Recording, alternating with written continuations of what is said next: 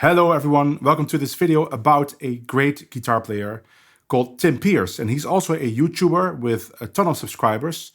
And I was checking out his channel because it got recommended to me. I usually get lots of recommendations from other guitar players, other guitar teachers. And I was immediately struck by his great playing. He starts all his videos with him playing and it always sounds amazing. Amazing sound, amazing ideas, amazing licks, amazing technique. Everything is perfect. Of course, his style is very different from the style I play. He doesn't really play jazz, I think. I don't know. I haven't found any jazz videos. He might play it, but there's no videos of him playing jazz.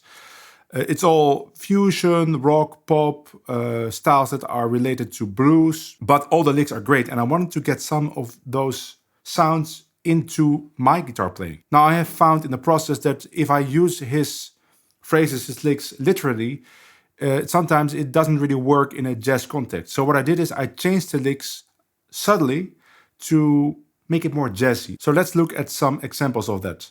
Also, I can't show his video in my video, of course. I don't want to infringe on any copyright laws, but I linked the original video of Tim Pierce in the description. So I would advise to also watch that video, even though I will show the difference between my versions and his version. But of course, I can't make it sound like he's making it sound. I don't have control of the bends like he does. And also the sound of the jazz guitar is very different. Let's start looking at those licks after this intro.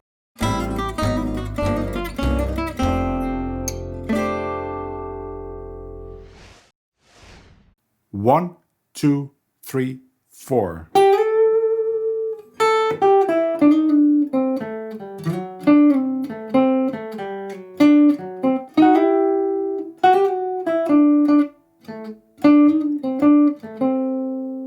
In the original version by Tim Pierce, there's lots of bends in this lick.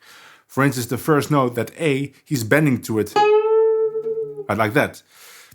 In jazz guitar, bending like that is not really common, and also you have the danger of sounding too much like a blues guitar player, which can be a nice thing, but in a jazz context it can be a little bit distracting, especially when you play those kinds of bends with a clean sound, which I'm playing with now, right? If you have a lot of distortion or more of a Schofield sound, you can get away with it, but with a clean sound, it's really outside of the style. So I changed that to just a slide. And also, if you play an arch stop with 0.15 strings, then you cannot even bend. I have 11 on my guitar, but I come from gypsy jazz, so there's still some bends I like to do. But usually when we bend in gypsy jazz, we bend to extended notes. For instance, we bend to the 13 or the 6, like this. So now I'm bending to the 6 of D7, or like this.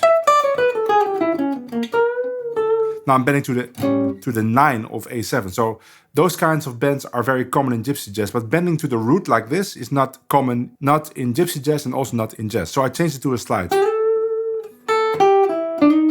Again, I put a slide there. Originally, it's a bend. Right? That kind of sound, which is a great sound, but I'm really trying to make these licks sound like jazz licks or that really fit in a jazz context. So it's all original, great stuff. Now he's doing a bend to a G, like that. And I changed that to a double stop, which is very common in jazz, like that. That's really that Wes Montgomery, Grant Green sound. That's original, even though the rhythms are a little bit different. And then I stopped the lick right there. He goes on longer. Check the original video. I stopped the lick and put a jazzy, kind of bluesy ending on it. Typical jazz thing with the offbeat notes. You don't hear a lot of offbeat notes in rock or blues. Not in this way, right? This kind of swinging. And again, there's this typical way of playing the blue note in a jazz context. You can also slide it. Everything but bending, not... No. So the whole thing again, and watch this slide to the F sharp. That's original. Tim Pierce does this as well, and it's really nice in a jazz context. And also, of course, notice that I'm really trying to swing the eighth notes. I'm not playing it straight, because we're gonna play it on a swing backing track. 3, 4.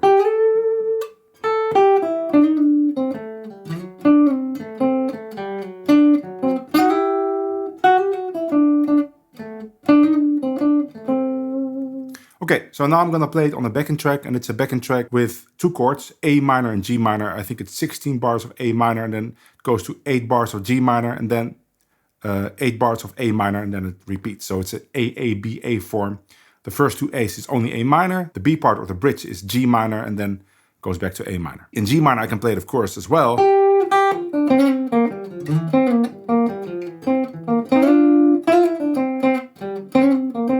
Just 2 frets lower.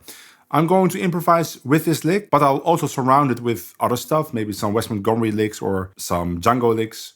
And every time I come back to this lick or parts of the lick, the letters in the bottom left will turn to green. So you know, okay, this is the Tim Peerless lick.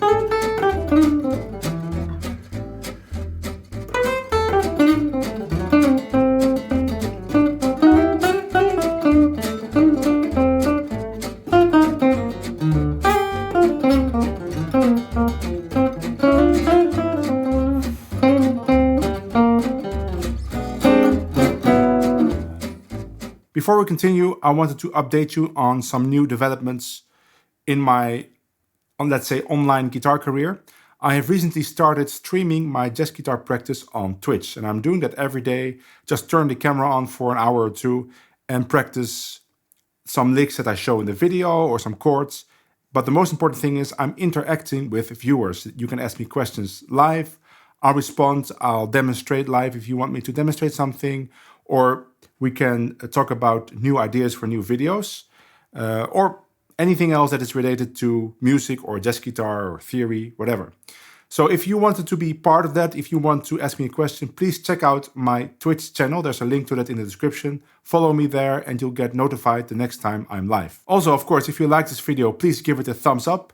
Subscribe to my channel so you'll get updated on new videos, and I'll make new videos very regularly. And the last thing is, if you want to have tab of all these phrases, it's available on my Patreon. There's a link to that in the description as well. And there you'll find tabs for all my videos, and you can get access to tons of exclusive videos, especially made for my patrons. Let's continue with the next great Tim Peerless lick. The next lick is based around a straight Dorian scale. Let me play the lick the way I adapted it. 1, 2, 3, 4.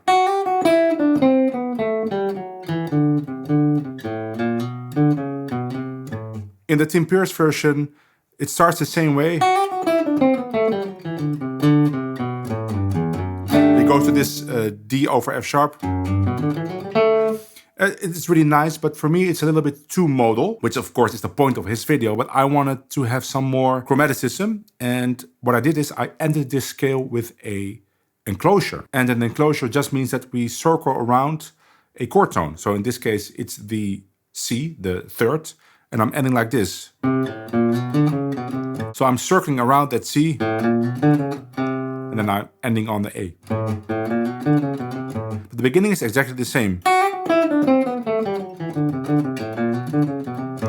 Normally, if I play a Dorian scale like that, I would add a C sharp. I would play it like this. Right, that's more like a BeBop way to play that scale, but it's very nice to do it without, but then I need that chromaticism at the end. Now, if you want to play this in a different key, of course you cannot use an open string, then I would suggest you play it like this. Let's say we play it in C minor, but you just move back 2 frets. So let's play this scale inside of an improvisation, again with the green letters. I might also play parts of the first lick. Let's see what happens.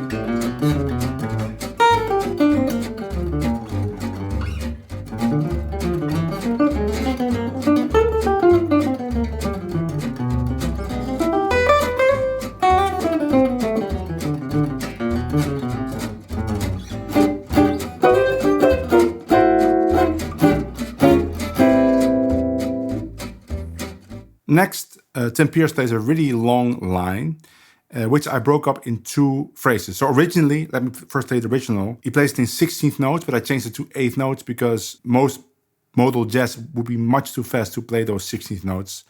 And the line originally goes like this: 1, 2, 3, 4.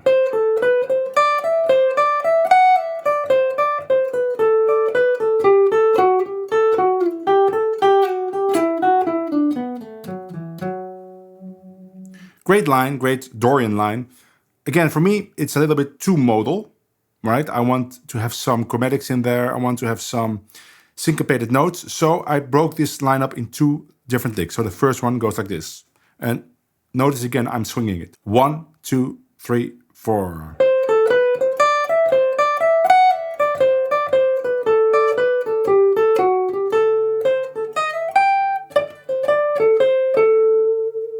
So again, I put a bluesy ending in there. And there's also this rhythmic pattern from 2 da, 3, 4, 2 da, 2 da, 2 da, da dee. It's not really offbeat, but it still introduces some sense of syncopation. But the beginning is intact.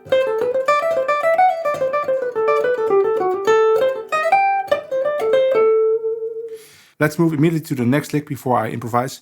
So the second part of it, I change to this. 1, 2, 3, 4.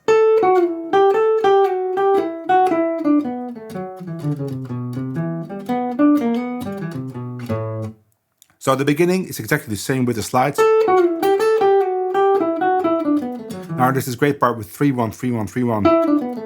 Doesn't sound very jazz, but I wanted to keep that in because it's just so convenient. But then what I did is I ended the lick with a phrase built around a C major 7 arpeggio.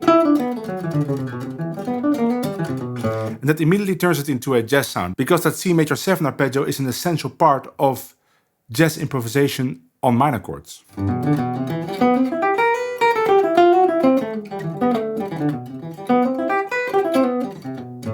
So let's improvise with both lines on the backing track.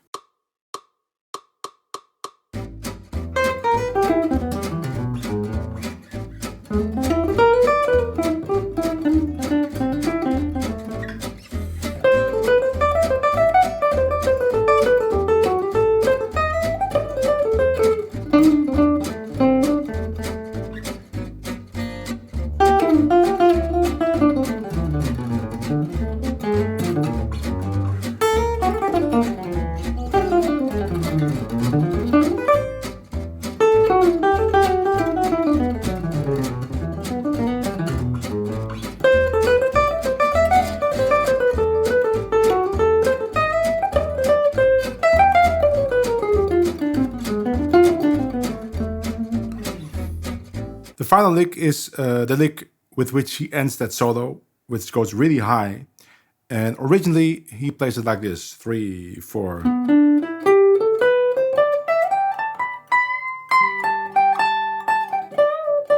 Something like that with all the bends. And again, I changed that. The first bend I just changed to a straight note. No bend, no slide. And then the second bends I changed to slides. And also I changed the position because he plays it starting with his first finger, I think, on the A string like this. But that's not very handy on a jazz guitar, on an archtop or a gypsy jazz guitar. It's just way too high. Of course, he has more range to play with on a strat. So I changed it to this position with my first finger on the root of the A minor chord. And then it sounds like this: 3, 4.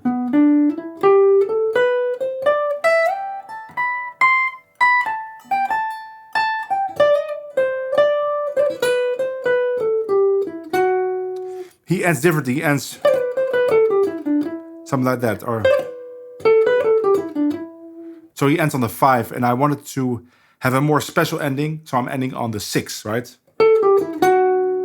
Gives a more undefined character to that lick, because the rest of the lick is very modal. It's very modal again, very scalar.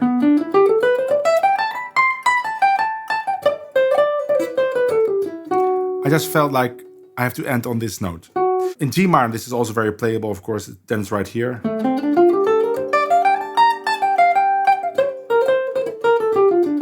Now we end on the 6, again of G minor, which is an E, right? So let's improvise with that on the backing track, and let's see how many of the other phrases I can play as well.